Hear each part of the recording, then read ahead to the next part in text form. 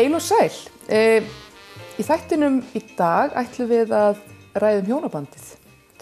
Og til þess hef ég fengið, fagaðilann, Bryndísi Símonardóttur, sem er einstaklings, para og fjölskylduráðgjafi og vertu hjartanlega velkomin í þáttinn, Bryndís. Takk fyrir. Og við ætlum að ræða hjónabandið og sem þetta dálítið mikið, ekki bara áhugaefni hjá okkur, heldur líka kemur dálítið inn á okkar starf og ekki síst hitt. Það bara það sem þú ert alltaf að fást við. Og svona mest hjónabandið, Ætli það sé ekki stærsti svona einstaki þátturinn sem ég fæst við dagstaglega. En þú ert náttúrulega eins og ég sagði, þú ert líka með bara svona einstaklings ráðgjöf og svo fjölskyldu ráðgjöf. Hjónabandið náttúrulega bara stöðugt viðfangsefni, bæði bara í heitapottunum, saumaklúbnum, inn á heimilinu og bara í fjölmiðlum. Og við erum alltaf að velta fyrir okkur þessu fyrirbæri og hvernig best sé að haga því. Hverjar eru svona helstu áskoranirnar í svona nútíma þjóðfélagi varðandi hjónabandið? Hverjar eru ógnanir hjónabandsins í nútíma þjóðfélagi? Svona þínum mati.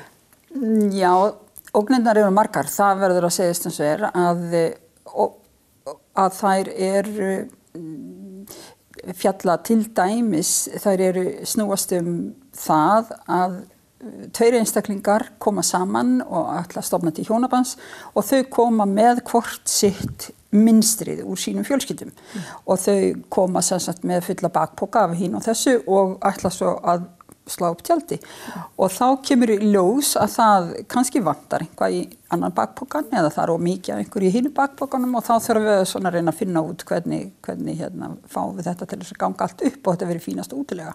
Já.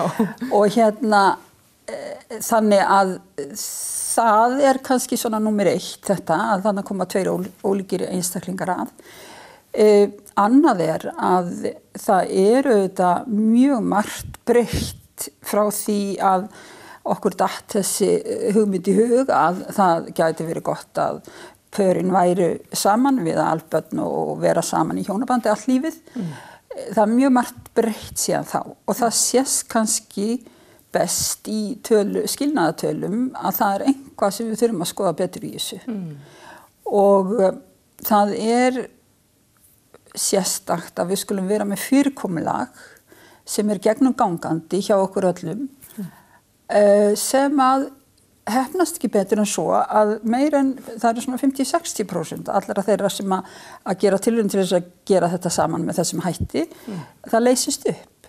Og þá finnst manni vera ástæða til þess að endurskoða einhver og segja heyrðu býti þetta ekki að ganga betur en svona, getum við ekki gert þetta með einhverjum öðrum hætti og ég eiginlega svolítið hissa við skulum ekki vera komin lengra í þeirri umræðu og hefði mjög gjarna vilja svona eiginlega fá einhvern hóp í kringum til þess að ræða það. Þetta fyrirkomulag gengið sér til húðar? Þurfum við að stokka upp og gera þetta með öðrum hætti? Þannig að það faktist það sem að ég svona velti dálítið mikið fyrir mér núna og hef gert í nokkur tíma. En svona flestir sem að koma til mín, þeir vilja gjarna vera í hjónabandi og þá auðvitað geri allt sem ég get til þess að aðstoða við að gera þetta vel. En svo eru aðrir sem koma og vilja gjarna fá aðstoð við að skilja vel. Og það líka mikil kunst að skilja vel. Algjörlega. Ég var einmitt að hugsa það, ég ætlaði að fara að segja, þú fær sérlega bara alltaf fólk sem að reyna að bjarga hjónabandinu, en það góða náttúrulega margir til mín bara að það ætla að skilja, þurfa að fá svo kallar sáttarvottur og presti og svona, en fólk líka að koma til þín til þess að skilja vel og fallega, ganga frá. Og það sem betur fyrir segi ég vegna þess að þetta svo mikilvægt fyrir einstaklingin sjálfan að upplifa sig hafa gert þetta vel og svo líka fyrir börnin að þau fari eins vel út úr þessu hægt Að fólk komi til þess að spegla sig við þriðja aðila því maður verður þetta líka svo sjálfhverfur í þessum sársauka og þessum breytingum sko. Maður þarf að fá ráð eða maður þarf að fá hlustun sko.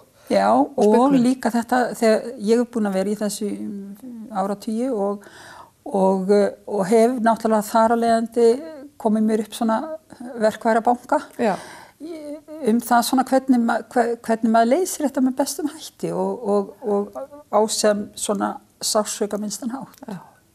En hverja finnst þér svona, hver eru algengustu vandamálin sem fólk að glíma við og þá kannski meina ég freka fólk sem að koma til þess að reyna að laga eitthvað. Hvað þá fólk svona helst að glíma við? Ég held að það sé eitt atriði sem alveg stendur upp úr. Já. Og það að fólk ekki að tala saman. Nei. Sko það ótrúlegt hvað hægt að leysa flókin mál með því að tala saman og þá meina ég ekki bara að setjast niður og þú veist, maður þarf að tala saman svona eins og við erum að gera, þú veist, maður þarf að skiptast á skoðunum, maður þarf að hlusta hvert á annað og við ekki stöðugt að grípa fram í, við erum mjög góðið því. Já. Og svona rjúpa nefs sér við minnsta og fara í vörn og svona. Það að geta sest niður og tala saman, þá hægt að leysa flóknustu vandamál. En þessi svona samræða, þessi íslenska samræða, hún ekki mjög nothæf og við getum í rauninni, nú ætla ég ekki að vera pólitísk hérna, en við þurfum ekki annað að fara inn í pólitíkina til að sjá að samræðan, hún ekki góð á Íslandi almennt. Nei. Og þetta smitast auðvitað, samfélagið allt markað þessu. Samræðmenningin bara frekar slökk. Já, hún slökk. Og hún fyrst og fremst slökk vegna þess að við höfum leyft okkur að komast upp með að þetta verði svona einhver keppni í því hver hefur hæst og hver nær orðinu oftast í gegnum það að hafa hæst. Já, hver hefur líka síðast orðið. Já, og svo síðast orðið. Já. Þannig að við þurfum að virkilega gera eitthvað í þessu, að kenna samræðuformið. Maður þarf ekki annað en að opna fyrir danska sjónvarpi, þá maður alveg bara slakar á þetta dásamlegt að hlusta fólk tala saman. Já, þetta verður svona keppni og ég stundum upplifað það mitt, ég tek alveg undir þetta sem þú að segja, minni reynslu í starfinu, ég tek stundum eftir því að fólk kemur og hjón að tala saman og ætlar þetta stundum að fara út í einhvers konar keppni og þá einmitt gott að hafa þriðja aðila sem að næra þess að vera svona fundarstjóri, sko, það mjög fínt að hafa fundarstjóra til þess að taka keppnin út úr þessu og hafa þetta sem samtal. En það eitt sem ég svo upptekin að núna og svona að velta fyrir mér og maður langaði svona að spegla við þig. Það þetta sko að þegar fólk að tala hjónabandið í dag og koma með þessar ráðleggingar sem við getum kannski stundum kallað klísjur af því þær hafa lifað lengi og svona eru vinsalar. En þegar fólk að tala hjónabandið þá finnst mér að stundum tala það eins og engar forsendur hafi breyst fyrir því. Og það sem ég að velta fyrir mér sko, ég meina, það náttúrulega bara opaslega breyting á þessu fyrirbæri þó ekki sinema vegna þess að það þarf í raun og verið enginn að giftast í dag. Skilurðu, það þarf í sjálfu sér, það þurfa fæstir og það gengur enginn inn í sambandi eða hjónabandi í dag vegna þess að hann þurfi einhver til þess að framfæra eða vera á framfærslu einhvers eða hafa fyrirvinnu eða sé svo tilfinningalega og félagslega ósjálfstæður að hann verði að hafa skjóla af einhver annari manneskju. Nú bara jafnréttið, þetta náttúrulega bara orðið þannig og staða kvenna breytt og svona. Þannig að ég stundum að velta fyrir mér, þú veist, erum við svolítið óraunsæ varðandi það hvernig við tölum hjónabandi með hvernig raunverulega bara forsendurnar hafa breyst? Já, ég held það. En á hinn bóginn þá sitjum við líka uppi með alls konar lög sem gera okkur erfitt fyrir. Það eru annars vegar þessi óskráðu lög og hins vegar skráðu lögin. Skráðu lögin þannig til dæmis varðandi erfðaréttinn að það óskynsamlegt af fólki að ganga ekki hjónaband, skilurðu. Af því að þá erfðarétturinn krefst þess. Og það eru ýmislegt annað svona sem kemur inn í þetta sem eru svona lagaspursmál sem gerir þetta erfitt. En auðvitað lög eru bara það sem við ráðum lögunum, þannig að við getum líka farið í kjölfar á virkilega markvissri umræðu þetta, þá yrði auðvitað farið fram á það að lögunum yrði breytt samkvæmt breyttu fyrirkomulagi í samfélaginu. Þannig að við megum ekki sjálfur sér láta lögin hindra okkur. Við verum bara auðvitað að sjá til þess að þeim verið breytt í samræmi við lifnaðarhætti. En eins og staðan í dag, þá það ekki alveg rétt að þetta þurfi ekki. Einhvern fyrirkomulag þar til þess að vernda erfðaréttin. En á hinn bóginn, þá þetta bara spurningum eitthvað annað fyrirkomulag sem að gerir sama gagn en breytir ekki því að fólk geti gert hlutina á ýmsan hátt. Og þegar ég að tala að gera hlutina á ýmsan hátt, þá til dæmis að þegar fólk hefur fullreynt einhvert fyrirkomulag sem ekki að ganga upp, þá finnst mér ekki alltaf að það þurfi að tákna hinn endanlega afgerandi skilna. Heldur geti fólk búið tími í fjarbúð og reynda að laga sig og reynda að finna út úr hlutunum og leysa hlutina og koma svo í sátt, koma svo að einhverju sátt heyrðu hvaða fyrirkomulag hendur okkur best. Vegna þess að ég held eins og staðan í dag með öllum þeim breytingum sem orðið hafa, að þá hendi fleirum að vera í fjarbúð heldur en kannski reyndin Já. Að því það fullt af fólki sem að á svo margt saman en það lendir í viðstöðlusum árekstrum þegar það býr svona þétt. Já, og höldum áfram með þessu hugsun og ég vil samt að koma fram hérna þannig að því ég nú prestur að geta orðið viðkvæmt en ég hef alveg trú á hjónabandinu bara, en leið og ég hef trú á því þá það svo margt annað í mannlegu veruleika að við verðum að þora að velta snúa steinunum við í fjörunni og tala hluti, þú veist, hvað að því að mér stundum ef maður að tala eitthvað svona fólk verður svo því finnst því sem að sé að hafna hjónabandinu, maður svona veltaði fyrir getur verið að það þurfi eitthvað að breyta hugsuninni. En þetta með fjarbúðina, þetta svolítið spennandi. Ég meina, hvað veldur því? Ég hef nú einhverjar hugmyndir það sjálf, en mér langar að heyra þitt segja það. Hvað veldur því að fólk á erfitt með og á kannski erfiðar með í dag að búa saman, heldur það átti hér áður fyrr? Erfiðana með að búa saman. Já, svona að það reynir kannski svona, fólk getur átt sitt samband, en einmitt þetta að núansarnir eru þegar fólk fer að deila kjörum inn á heimili. Já, ég held að það sé gríðarlega margt sem kemur til og ég held að þessar breytingar sem hafa orðið í samfélaginu bæði með tilkomu meira jafnréttis og meira sjálfstæðis kvenna til dæmis og meira sjálfstæðis einstaklingsins vegna þess að við megum ekki gleyma því að svona það hefur verið stefna svona uppeldisstefna mjög langan tíma í okkar samfélagi. Þetta svona eina fyrstu setningunum sem maður les í uppeldisstefnum að stuðla að miklu sjálfstæði. Og þetta gott að blessa, en það gerir það jafnframt að verkum að þegar tveir koma saman, þá hefur kannski svolítið gleymst að kenna auðmýkt, umburðarlyndi. Skiljið, það svona það ekki nóg að verða ægilega sjálfstæður. Maður þarf líka að læra allt hitt sem fylgir. Hóværð, umburðarlyndi, auðmýkt. Það þar sem að þarf til þess að geta búið með annarri persónu svona nálagt og svona lengi. Það þarf mikla auðmýkt. Og það ekki kannski alveg inn í dag að vera auðmjúkur. En að vera sjálfstæður og sterkur, það svolítið inn.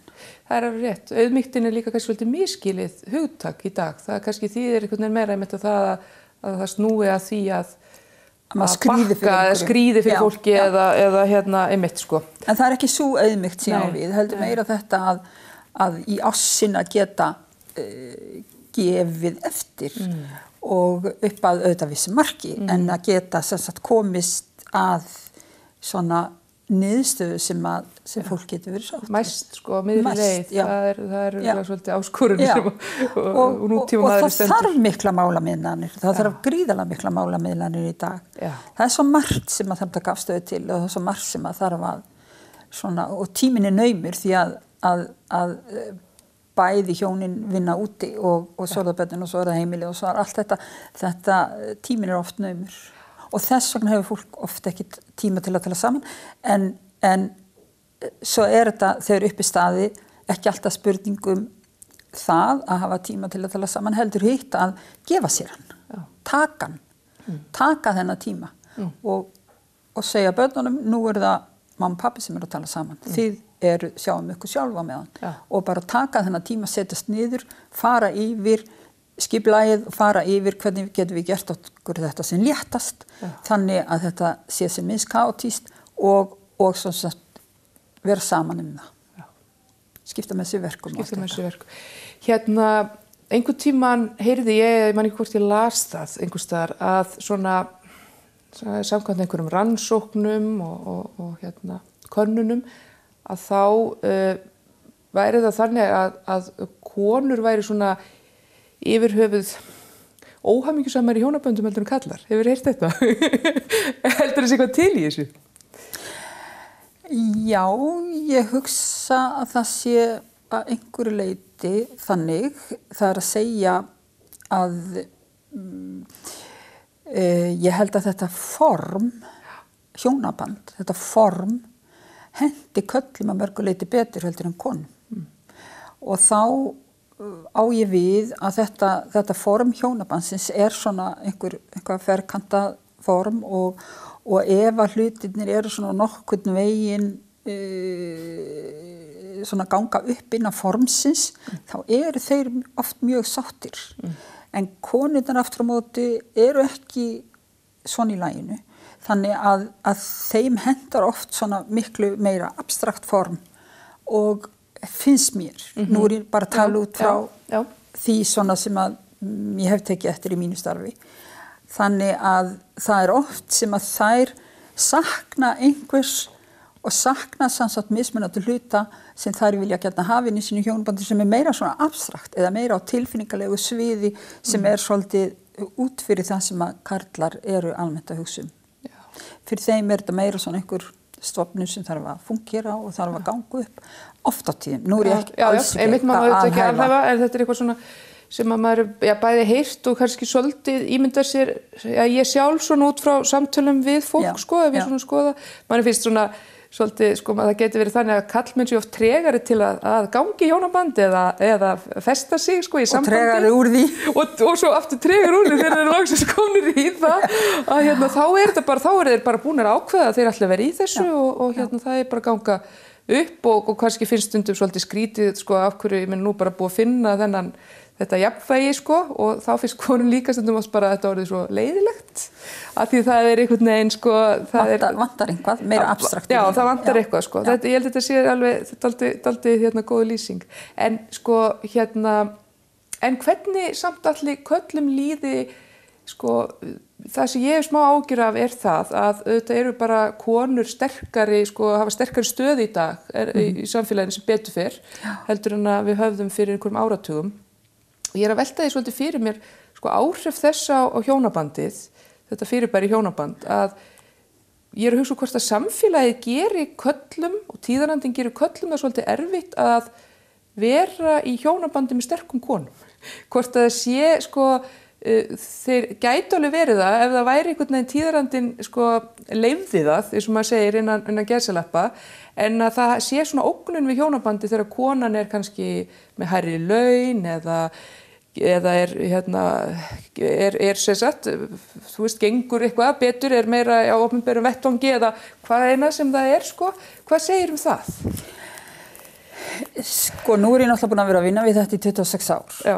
Og ég held svona það leyti sem ég var að byrja í þessu, þá sá ég svolítið meira af þessu að þessi mismunur sem í þeim tilvikum sem konan á einhvern hátt stóð hærra og þá ert þú að tala með þessa materialísku hluti sem er ekki endilega en til dæmis ef það stóðu fjárhagslega og menntunarlega hærra að þá sá maður oft hvað það varð einhvern veginn meira ójafnvægi í slíkum hjónaböndum stundum heldur en í hinum þar sem að kallinn hafði bæði menntunarlega og fjárhagslega hærri stöðu. En í dag þá þetta dálítið öðruvísi sem betur fer að þá hefur fólk nú jafnað sig á þessu nokkuð en á hinn bóginn þá það konum almennt erfiðar í dag ef þær eru langt undir í launum til dæmis. Já. Það konum erfiðara heldur mér fannst þegar ég byrjaði. Já. Þá var það svona meira svona ok, þetta var bara svona. Já. En í dag þá verða svolítið reiðar yfir þessu og eru svolítið reiðar yfir þessu og finnst þetta ósanngjarnt og finnst þetta vont að vera í hjónabandi með einhverjum sem leggur miklu meira til heldur en þær. Já, finnst það kannski svona rýra sjálfstæði þeirra? Algjörlega. Já. Eitt svona, því það fyrir nú styttast í annan endan hjá okkur, eitt sem að ég heyri fólk tala svolítið og að spyrja mig að því ég styrni þessu starfi, það varandi þátt svona, hvað maður að segja, þátt samfélagsmiðla einhvern veginn í hjónabandinu eða hvaða áhrif þeir hafa á hjónabandið. Mín skoðun svo að það sé ekkert að kenna samfélagsmiðlum neitt því að maður notar það eins og maður og það sem maður stattur.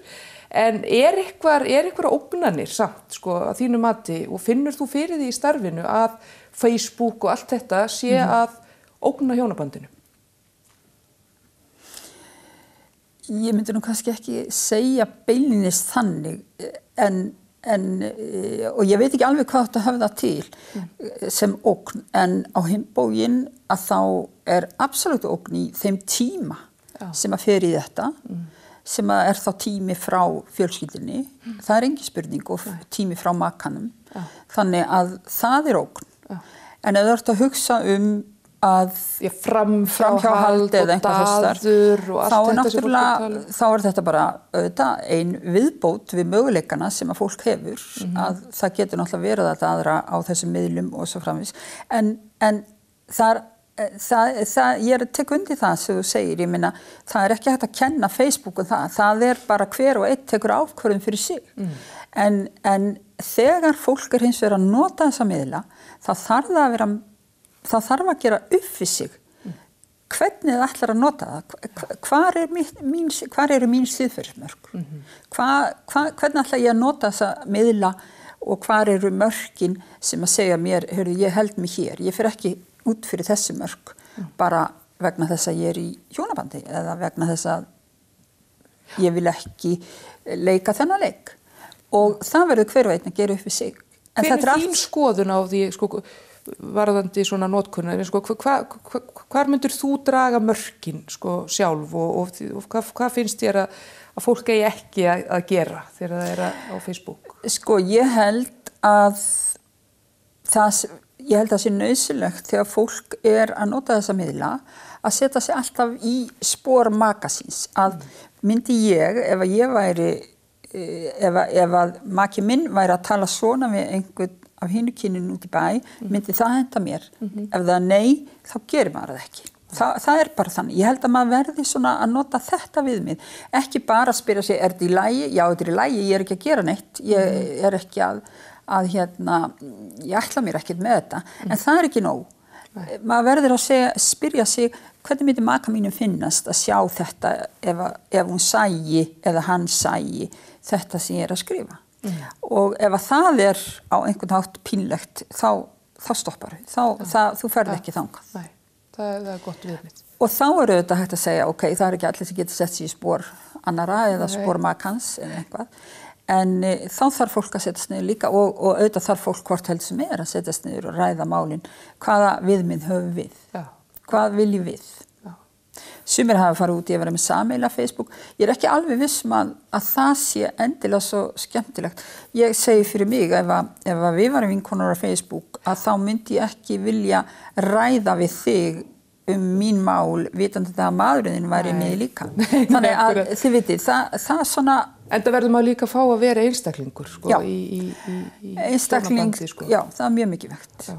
Að lokum, ég veit þetta kannski ósangjöld svona lokaspurning, en mér langar samt, að það kynslóðmunur á okkur, tveimur.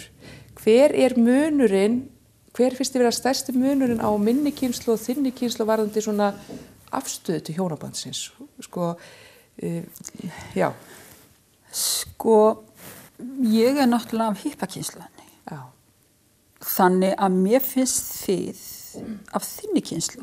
Nú ég ekki að tala yngstu kynslóðina vegna þess að þegar ég að hitta þetta konungafólk sem að ganga í hjónabandi eða setja saman fjölskyldur að þá finnst mér þau býsna opin, en mér finnst þín kynslóð vera allt á fastheldin.